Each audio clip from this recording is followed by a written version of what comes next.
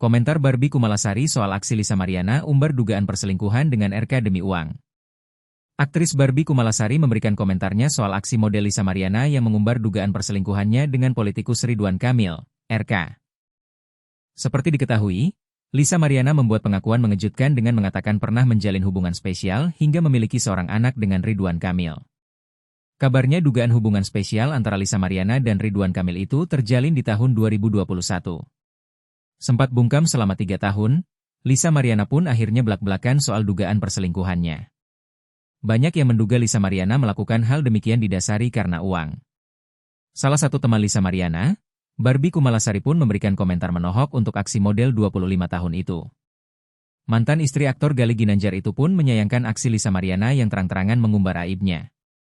Di momen itu, bintang sinetron bidadari tersebut meminta Lisa Mariana untuk bijak dalam bersikap. Terang-terangan wanita yang akrab disapa Kumala itu tak mendukung aksi Lisa Mariana membongkar isu dugaan perselingkuhan dengan suami Atalia Praratia itu.